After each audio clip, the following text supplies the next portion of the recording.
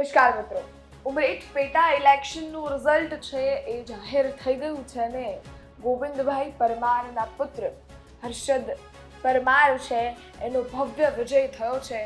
ભારતીય જનતા પાર્ટીએ હર્ષદ પરમાર છે એમને ટિકિટ આપી અને એ ટિકિટ છે એ ભારતીય જનતા પાર્ટી માટે ફાયદાકારક સાબિત થઈ છે અને ભવ્ય વોટો અને ખૂબ સારી લીડથી સૌપ્રથમ હર્ષદ પરમાર છે એની જીત થઈ છે અને જીત બાદ સૌપ્રથમ વાર તેમનું નિવેદન સામે આવ્યું છે અને નિવેદનમાં એમને એમની જીત છે જનતા અને સાથે જે તેમના પિતા છે એને સમર્પિત કરી છે।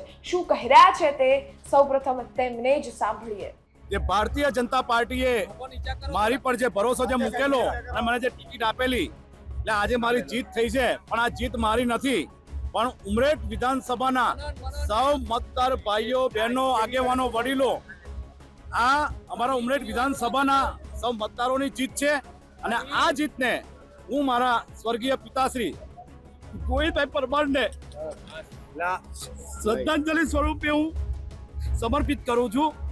અને વધુમાં કે અમારું ભારતીય જનતા પાર્ટીનું જે સંગઠન જે છે આણંદ જિલ્લાનું અને મારા વડીલ મારા બાપ જેને હું પિતા સમાન માનું છું એવા અમારા જિલ્લા ભાજપના પ્રમુખ એવા સંજયભાઈ પટેલ અને સાંસદ મિતેશભાઈ પટેલ, અમારા જિલ્લાના ધારાસભ્યશ્રીઓ યોગેશભાઈ પટેલ, વિપુલભાઈ પટેલ, મંત્રી શ્રી કમલેશભાઈ પટેલ અને કેબિનેટ મંત્રી રમણભાઈ સોલંકી, કમલેશભાઈ પટેલ અને અમારા આગેવાન એવા અમારા અહીંના ચૂંટણી ઇન્ચાર્જ એવા પ્રદીપસિંહ જાડેજા બાપુ, આ સૌનો જેટલાએ પણ મને મદદ કરી છે, જેટલાએ પણ ભારતીય જનતા પાર્ટીને આ કેસ પહેરીને ખભે ખભો મિલાવીને જે મદદ કરી છે એ બદલ હું સૌનો પહેલા તો હૃદયપૂર્વક આભાર વ્યક્ત કરું છું।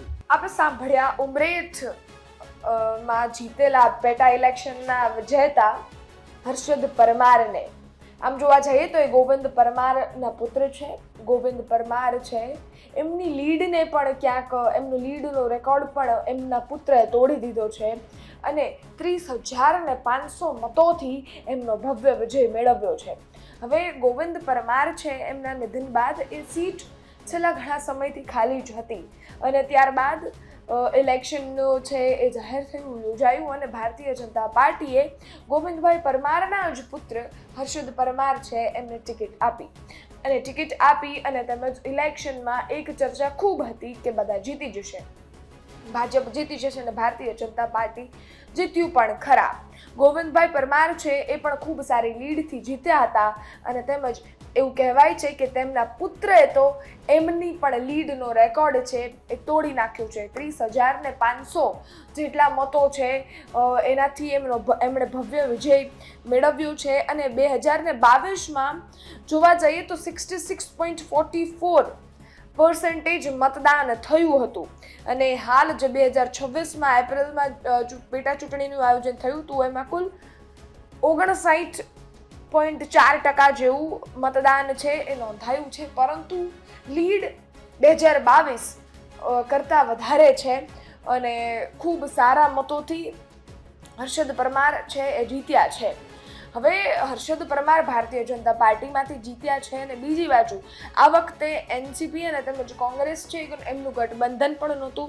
જયંત બોસ્કી છે એ ખૂબ નિષ્ક્રિય રહ્યા હતા, એમનું કોઈ જ એક્ટિવનેસ આ ચૂંટણીમાં જોવા નહોતી મળી અને એટલે આમ જોવા જઈએ તો ઉમરેઠ છે પહેલેથી જ ભારતીય જનતા પાર્ટીનો ગઢ છે અને એ ગઢ સચવાયો પણ છે।